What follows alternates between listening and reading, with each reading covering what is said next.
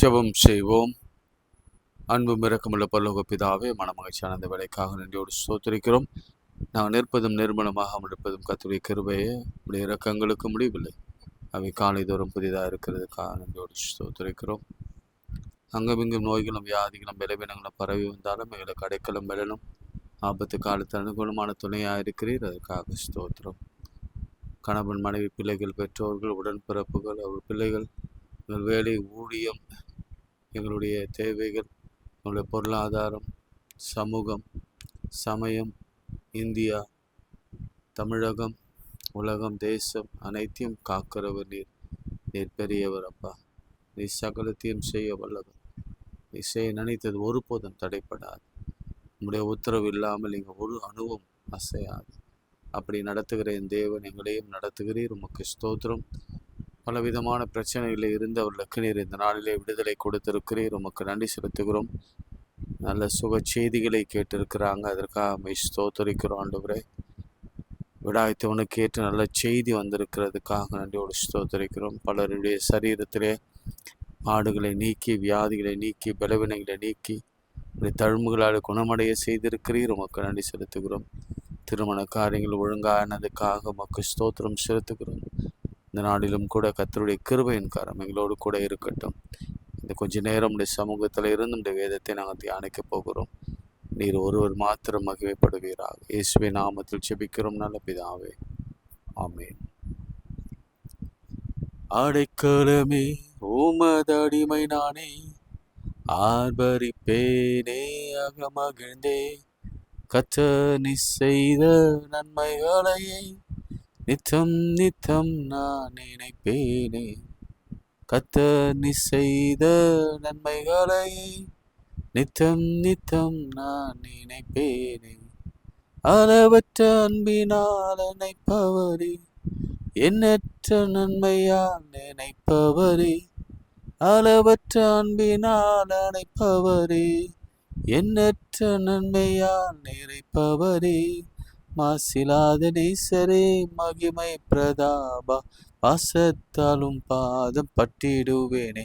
ஆடைக்கலமே உமது அடிமை நானே, ஆர்ப்பரிப்பேனே அகமகிழ்ந்தே, கர்த்தர் நீ செய்த நன்மைகளை நித்தம் நித்தம் நான் நினைப்பேனே. கரம் பற்றி நடத்தும் கர்த்தர் நீரல்லோ, கூப்பிட்டு என்னை குணமாக்கினீரல்லோ. கரம் பற்றி நடத்தும் கர்த்தர் நீரல்லோ, கூப்பிட்டு என்னை குணமாக்கினீரல்லோ. நடக்கும் வழிதனை காட்டுபவரே, நம்பி வந்தோடை கிருபை சூழ்ந்து கொள்ளுமே. ஆடைக்கலமே உமது அடிமை நானே, ஆர்ப்பரிப்பேனே அகமகிழ்ந்தே, கர்த்தர் நீ செய்த நன்மைகளை நித்தம் நித்தம் நான் நினைப்பேனே. கைகளை உயர்த்தி மோசே போல ஒரு நிமிஷம் மனதில் செந்தலையிலிருந்து உள்ளங்கால் வரையில் உடல் உறுப்புகளில், சருமங்களில், மூளை மண்டலங்களில் இருக்கிற எல்லா பிரச்சனைகளுக்கும் ஒரே தீர்வு ஆண்டவராகிய இயேசு கிறிஸ்துவின் தழும்புகள். நானே உன் பரிகாரியான கர்த்தர் என்று சொன்னவராலே தான் இயற்கைக்கு அப்பாற்பட்ட வகையிலும், மருத்துவர்களால் கைவிடப்பட்ட நிலையிலும் பெரிய அற்புதத்தையும் என் ஆண்டவராக இயேசு கிறிஸ்து நாமத்தினாலே செய்ய முடியும்.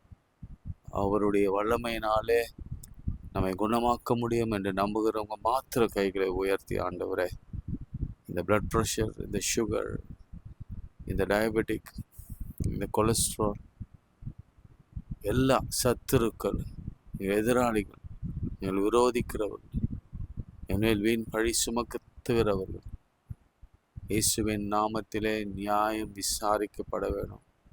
எங்களுக்கு சுகம் கிடைக்கணும், ஆரோக்கியம் உண்டாகணும். இந்த மனிதர்கள் எங்கள் தலைமையில ஏறி போகிற போது ஏற்படுகிற இந்த சரீர உபாதைகள் இயேசுவின் நாமத்தில் சுகமாகணும். எங்கள் பொருளாதார தேவைகள் இயேசுவின் நாமத்தில் சந்திக்கப்பட வேண்டும். கரங்களை நல்லா உயர்த்தி, ஆண்டவரே, பொருளாதார சரிவுக்கு என்ன காரணமாக இருந்தாலும், அது எங்க காரணமாக, எங்களுடைய கீழ்ப்படியாமை காரணமாக இருந்தாலும், அது என்ன காரணமாக, மனித முயற்சிகள், சாபங்கள் அல்லது வேறு எதை காரணமாக இருந்தாலும், இயேசு கிறிஸ்துவின் நாமத்தினாலே அதை தலைக்கீழாக மாற்றி தரும்படியாக நோக்கி நான் ஜெபிக்கிறேன். நிச்சயமாகவே முடிவு உண்டு, உன் நம்பிக்கை வீண் போகாதுன்னு சொன்னவர். திருமணத்துக்காக காத்திருக்கிறவங்க ஒரு நொடி கையை உயர்த்துங்க. உங்களுக்கான பாதை, உங்களுக்கான வழி, வேலைக்காக கைகளை உயர்த்துங்க, கல்விக்காக கைகளை உயர்த்துங்க. கர்த்தர் உங்களுக்கான வேலை வாசலை திறக்கிறார். கல்விக்கான கதவு திறக்கப்படுகிறது. தேர்வு ரிசல்ட்டுக்காக தேர்வு எழுத போகிற பிள்ளைகள் ஜெயமோ கர்த்தரால் வரட்டும். இந்த டெட் எக்ஸாமினேஷன் எழுதுகிற பிள்ளைகளுக்காக நடியோடு ஸ்தோத்திரிக்கிறோம், துதிக்கிற ஆண்டவரை. இந்த ப்ரொஃபஸர்ஸ் எக்ஸாமினேஷனுக்காக எழுதுகிற பிள்ளைகளுக்காக நன்றியோடு ஸ்தோத்திரிக்கிறேன். அவர்கள் தேர்ச்சி பெற்று அந்த பணியிலே அமர்த்தப்பட, பெர்மனன்ட் ஜாபில் அமர்த்தப்பட கர்த்தர் உதவி செய்வீரார். குழந்தை இல்லாதவர்களுக்கு பண்ணுகிறவர். அந்த வசனத்தை தவிர வேறு எந்த விசுவாச வசனமும் இல்லை. என் தேவனால் கூடாத காரியம் ஒன்றும் இல்லை. அதை தவிர எங்களுக்கு வேறு ஒன்றும் இல்லை. என் தேவனால் எல்லாம் கூடும் என்று நம்புகிறோம். மரண இருளில் இருக்கிறவர்கள் பெரிய வெளிச்சத்தை கண்டு கொண்டார்கள். மரணமே உன் கூர் எங்கே, பாதாளமே உன் ஜெயம் எங்கே? இந்த மரணத்தின் பயத்தை கர்த்தர் நீக்குகிறார். இருளான மேகங்கள், பிசாசின் சதி ஆலோசனைகள், ஒருவேளை பிசாசே குடியிருந்தாலும் அக்னியை போட வந்தேன் சொன்னவர். என்னால் அல்ல, கர்த்தருடைய அக்னி அந்த வீட்டின் மீது, அந்த மனுஷன் மீது இறங்கட்டும். ஒரு புதிய விடுதலை உண்டாகட்டும். அப்பிரோஜனமான பணியால் என் கடமையை செய்திருக்கிறேன். வசனத்தை சொல்லியிருக்கிறேன். வசனம் உங்களை குணமாக்கும். இயேசுவின் நாமத்தில் ஜெபிக்கிறேன் பிதாவே, ஆமென்.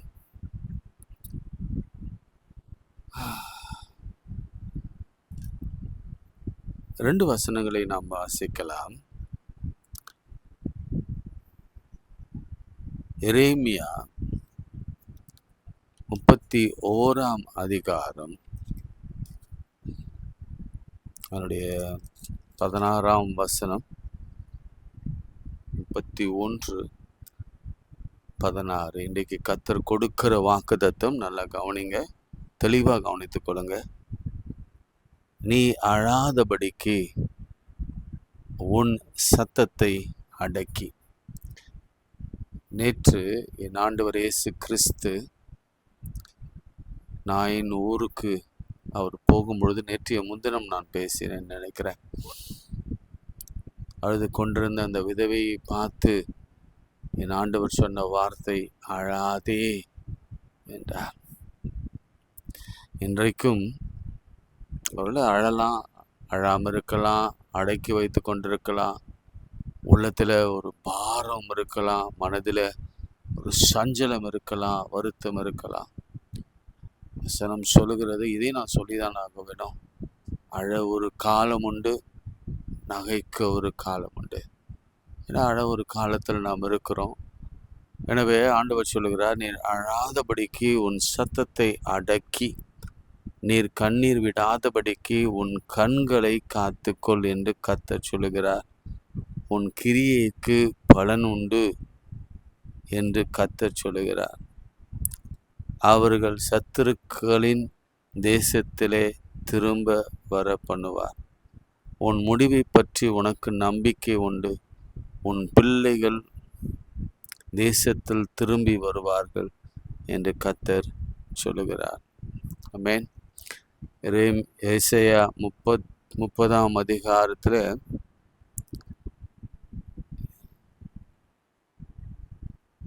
19 வசனத்தை, சீயோனை சேர்ந்த ஜனங்கள் எருசலேமிலே வாசமாயிருப்பார்கள். இனி நீ அழுது கொண்டிராய். உன் கூப்பிடுதலின் சத்தத்திற்கு அவர் உருக்கமாய் இறங்கி அதை கேட்டவுடனே உனக்கு மறு உத்தரவு அருள செய்வார். ஆமென். இந்த 2 வசனங்களிலும் நம்ம பார்க்கிறோம், அழாதே, அடக்கிக்கொள், அடக்கிக்கொள், அழாதே. இது ஒரு பெரிய ஸ்டேட்மெண்ட். இது ஒருவேளை நல்லா இருக்கிறவங்களுக்கு ரொம்ப, நான் ஏன் அழுகுறேன், எனக்கு தான் எல்லாமே நல்லா போயிட்டுருக்கு, எனக்கு அந்த பிரச்சனை இல்லை அப்படின்னு சொல்கிறவங்களுக்கான செய்தி இது இல்லை. அழுகிற நிலைமையில இருக்கிற பிள்ளைகளுக்காக இந்த செய்தியை கத்தர் கொடுத்திருக்கிறார். ஏதோ ஒரு சூழ்நிலை, வியாதி, பொருளாதாரம், கடன் வாங்கிட்டு, அல்லது பிள்ளைகளுக்காக, குழந்தைக்காக, குழந்தை பேருக்காக, அல்லது பிள்ளைகளுடைய வாழ்க்கைக்காக, எதிர்காலத்துக்காக, திருமணத்திற்காக, வேலைக்காக கண்ணீரோடு இருக்கிறவங்க அநேகர் உண்டு. நான் சொல்கிறேன், எல்லா குடும்பத்திலும் இப்படிப்பட்ட ஒரு தேவைகள் உண்டு. பிரிந்த குடும்பங்கள் உண்டு, கணவனை இழந்தவங்க உண்டு, இழக்க கொடுத்தவங்க உண்டு என்று பலர் உண்டு. எல்லாரையும் பார்த்து ஆண்டவர் சொல்லுகிற ஒரே வார்த்தை, நீ அழாதே, அடக்கிக்கொள், அடக்கிக்கொள். மனுஷன் முன்னால நீங்க அழுதீங்கன்னா அவன் உங்களை அவமான சின்னமாக பார்ப்பான். அவருடைய தேவனுடைய நாமமும் அங்கே தூஷிக்கப்படும். ஆனால் நீங்கள் மனுஷனுக்கு முன்பாக அழுவதை விட்டு ஒரு நாள் இரவு முழுவதும் ஆண்டவர் பாதத்தில் அழுது அதோடு விட்டுருங்க. அதுக்கப்புறம் நீங்கள் அழ வேண்டிய அவசியமே இருக்காது. சங்கீதக்காரன் 6ஆம் சங்கீதத்தில், தாவீதின் சங்கீதம் அப்படின்னு சொல்லி போடப்பட்டிருக்கிறது. அதில் 6ஆம் வசனத்தை வாசிக்கிறேன். என் பெருமூச்சினால் இளைத்து போனேன், ரா முழுவதும் என் கண்ணீரால் என் படுக்கை மிகவும் ஈரமாக்கி என் கட்டிலை நினைக்கிறேன். அதில் 2ஆம் வசனத்தை வாசிங்க. என் மேல் இரக்கமாயிரும் கர்த்தாவே, நான் பெலனற்று போனேன், என்னை குணமாக்கும் கர்த்தாவே, என் எலும்புகள் நடுங்குகிறது. நான் சொன்னல, வியாதியினாலே கஷ்டப்படுறவங்க அழுதே ஆக வேண்டும். ஒரு அற்புத சுகம் அவர் வார்த்தையை அனுப்பி குணமாக்க வேண்டும்னா அழுங்க. ஆண்டவர் பாதத்தில் இரவெல்லாம் அழுங்க. ஒரே ஒரு இரவு, நான் பல இரவுகள் நான் சொல்லலை, ஒரே இரவு குறிங்க, ஒரு நாளை குறிங்க. அந்த நாளை குறித்து அழ ஆரம்பிங்க. என் தேவன் உங்களுக்கு செய்கிற காரியம் பெரிதா இருக்கும். ஆதியாகமம் 32ஆம் அதிகாரத்தை நீங்க பார்த்தீங்கன்னா, யாப்போக்கு ஆற்றங்கரையிலே யாக்கோபு, யாப்போக்கு ஆற்றங்கரையிலே யாக்கோபு எல்லா மனைவிகளையும் பிள்ளைகளையும் அனுப்பிவிட்டு தனியே ரா முழுவதும் அழுதான். 32ஆம் அதிகாரத்தை நீங்க வாசித்தீங்கன்னா உங்களுக்கு தெரியும். வியாகுலப்பட்டு அதன் பிறகு பாருங்க,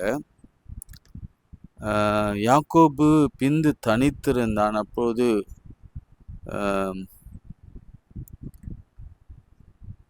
ஒரு புருஷன் பொழுது விடியும் வரைக்கும் அவனோடு இருந்தான். அவனை மேற்கொள்ளாதிருக்க கண்டு அவன் தொடை சந்தை தொட்டார்.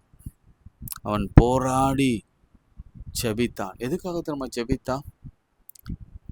எங்களை ஆசீர்வதியும் அல்ல. கவனிங்க, 26ஆம் வசனத்தை வாசிக்கிறோம். அவர், நான் போகட்டும், பொழுது விடுகிறது என்றார். அதற்கு அவன், நீர் என்னை ஆசீர்வதித்தாள். மனைவிகள் இருக்கிறாங்க, எக்கச்சக்கமாக மனைவிகள், பிள்ளைகள், ஆடு மாடுகள் இருக்கிறாங்க. சொன்னா, என்னை ஆசீர்வதித்தால் ஒழிய உம்மை போக விட மாட்டேன் என்று சொல்லி இரவெல்லாம் பொழுது விடிய மட்டும் அவன் அழுது கொண்டே. யாருக்கு பயந்து? ஏசாவுக்கு பயந்து அழுது கொண்டே இருந்தான். பிரியமானவர்களே, இன்னைக்கு ஒரே ஒரு சின்ன ஒரு ஆலோசனை நான் உங்களுக்கு சொல்லுகிறேன். சின்ன ஆலோசனை. வாழ்க்கையில எல்லாருக்கும், அதுதான் முன்னமே சொன்னேன், வாழ்க்கையில எல்லாருக்கும் பிரச்சனைகள் நிச்சயம் வரும், துன்பங்கள் வரும், கஷ்டங்கள் வரும். அதை எப்படி எதிர்கொள்வது, எப்படி மேற்கொள்வது, எப்படி அதிலிருந்து நாம் விடுதலை பெறுவது என்று தான் நமக்கு தெரியல. அதனால தான் நாம் என்ன செய்கிறோம், நிறைய சோர்ந்து போகிறோம், சோர்ந்து போய் ஜெபிக்கிறத விட்டு விடுகிறோம், அப்படின்னு பல காரியங்கள் செய்கிறோம். ஆனால் திருமறையில் நமக்கு அழகாக சில காரியங்கள் ஆண்டவர் கற்றுக் கொடுத்திருக்கிறார். இரவு முழுவதும் ஒரே ஒரு இரவு தான். நான் சொல்றது, நீங்க தனிச்சிருந்து நல்ல ஒரு இரவு முழுவதும் நீங்க ஜெபம் பண்ணீங்கன்னாவே போதும், அந்த காரியத்திற்கு நிச்சயம் கர்த்தர் பதில் கொடுப்பார். ஏன்னா பைபிளில் அப்படி இருக்கு. நாளைக்கு நம்ம நிறைய பார்க்கலாம். இனி வருகிற காலங்கள் எப்படி யாரெல்லாம் அழுதாங்க, அழுதவங்களுக்கு ஆண்டவர் எப்படி அவர் பதில் கொடுத்தார் என்பதை குறித்து நாம் சிந்திக்கலாம். நீங்கள் ஓசியா 11ஆம் அதிகாரம் 14ஆம் வசனத்தை நீங்கள் வாசிங்கன்னா உங்களுக்கு தெரியும். கெஞ்சி அழுது அவன் கெஞ்சினான் என்று வேதத்திலே நாம் போடப்பட்டிருக்கிறது. லூக்கா 23ஆம் அதிகாரம் 28ஆம் வசனத்தில் இயேசு கிறிஸ்து சிலுவையில் அறையப்படும் பொழுது கூடியிருந்த பெண்களை பார்த்து சொன்னார், ஸ்திரீகளே அழாதீங்க. அவர் சொன்ன வார்த்தையை நல்லா கவனிங்க. முதலாவது உங்களுக்காக அழுங்க, உன் பிள்ளைகளுக்காக அழுங்க. இன்னைக்கு நமக்காக அழுகிறதை விட்டு நம்ம அப்படியே மாற்றி செய்கிறோம். பிள்ளைகளுக்காக அழுகிறோம், நமக்காக அழுவதில்லை. பல பிரச்சனைகளை நம்ம சூழ்ந்து கொண்டிருந்தாலும் ஒரு இரவு, ஒரு முழு இரவு, அதனால தான் நான் போகிற சபையில் நான் ஆல்ரெடி ப்ரேயர் வைப்பது உண்டு. ஆனால் மாறாக இப்போ அந்த வாய்ப்பு எனக்கு கிடைப்பதில்லை. இருந்தாலும் நான் உங்களுக்கு சொல்லுகிற ஆலோசனை என்னன்னா, யாக்கோபை பாருங்க. ஒரே இரவு கர்த்தர் அவன் வாழ்க்கையை தலைகீழாக மாற்றி போட்டார். ஏசா கொலை வெறியோட கொல்ல வேண்டும் என்று அவன் வந்தவனை கர்த்தர் ஓரிரவே அவர் மாற்றினார். சங்கீதக்காரன் அழுதான். 6:2-6 அழுதான். பலனற்று போனேன் என்று சொன்னான். என் படுக்கையிலே இரவு முழுவதும் நான் கண்ணீரால் நினைக்கிறேன் என்று சொன்னான். அவனை கர்த்தர் அரியணையிலே அமர வைத்து அவன் நாட்களிலே சமாதானத்தை கொடுத்தார். அழுதவங்க ஆகார் அழுதாங்க.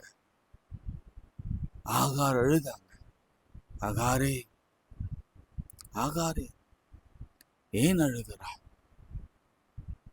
ஆண்டவர் நீரூற்றை அவர் காண்பித்தார். சீயோன் குமாரத்திகளை பார்த்து ஆண்டவர் சொன்னார், உங்களுக்காக அழுங்கள், உங்கள் பிள்ளைகளுக்காக அழுங்கள். திரும்பவும் அந்த எளிமைய வார்த்தை, நீ அழாதபடிக்கு உன் கண்ணீரை அடக்கிக்கொள். அப்படின்னா என்ன அர்த்தம்னா, மற்றவர்களுக்கு தெரியாதபடிக்கு ஒரு காலம் வரும், இனி நீர் கண்ணீர் வடிப்பதில்லை. ஒரு இரவு கண்ணீர் வடித்தால் போதும், உன் கண்ணீருக்கு நிச்சயம் பதில் உண்டு. அதுதான் ஏசாயால நம்ம பார்த்தோம். அவர் மறு உத்தரவு அருளச் செய்கிற என் தேவன். கண்ணீருக்கு ஒரு விலை உண்டு. சங்கீதக்காரன் சொல்லுவான், என்னுடைய கண்ணீரை துருத்தியில் அல்லவா நீர் வைத்திருக்கிற. அளவு ஒரு சின்ன டிராப் கூட அவருடைய துருத்தியில அங்கே வைக்கப்பட்டிருக்கிறது. சங்கீதம் 90 பார்க்குறோம், கண்ணீரோடு வருவாங்க, கம்பீரத்தோடு திரும்ப போவாங்க. நான் வருத்தப்பட்ட, கண்ணீர் வடித்த, சஞ்சலப்பட்ட, துக்கப்பட்ட நாட்களுக்கு சமமாக என்னை சந்தோஷப்படுத்தும் என்று சொல்லி சங்கீதக்காரன் எழுதுகிறதை நம்மால் பார்க்க முடிகிறது. ஏனென்றால் ஆண்டவர் நம்முடைய திராணிக்கு மேலாக அவர் சோதிக்கிற தேவன் அல்லவே அல்ல. புதிய ஏற்பாட்டிலே இயேசு கிறிஸ்து சொன்னார், உங்கள் முகங்களில் இருக்கிற கண்ணீரில் யாவையும் நான் துடைப்பேன். ஒரு நாள் வரும், ஓர் இரவு, அவ்வளவுதான்.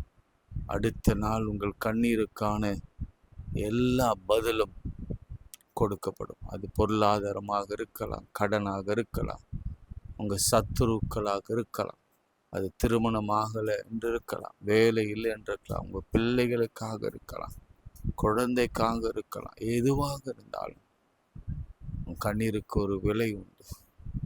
கர்த்தர் நிச்சயமாகவே பதில் கொடுக்க அவர் காத்து கொண்டிருக்கிறார். வேணும்னா நீங்கள் பரிசோதனை செய்து பார்த்துட்டு எனக்கு சாட்சி எழுதுங்க. ஒரு நாள் இரவு முழுவதும் உட்காருங்க, தொலைக்காட்சி, டெலிஃபோன் எல்லாம் அணைத்து விட்டு வேதாகமத்தோட ஆண்டோடைய சமூகத்திலே உட்கார்ந்து, தனியே உட்கார்ந்து ஒரு நாள் முழுவதும் அழுது பாருங்க. ஆண்டவர் இனி அழாதபடிக்கு, கண்ணீரிலிருந்து, கண்களிலிருந்து ஒரு சொட்டு கண்ணீர் வராதபடிக்கு சூழ்நிலையை அவர் தலைக்கீழாக அவர் மாற்ற வல்லவராக இருக்கிறார். நகைப்பு, சந்தோஷம், களி கூறுதல் நம் வாழ்க்கையில உண்டாகும், கொண்டாட்டம் உண்டாகும். எஸ்தர் காலத்திலே வந்த அந்த அந்த அந்த செலிப்ரேஷன் உண்டாகும். ஜெபம் பண்ணலாம். அன்புள்ள ஆண்டவரே, இந்த நாளிலே என்னோடு கூட நம்முடைய பிள்ளைகளோடு கூட நீர் பேசி என்னுடைய வார்த்தைக்காய் ஸ்தோத்திரம். இனி நீ அழுது கொண்டிரா.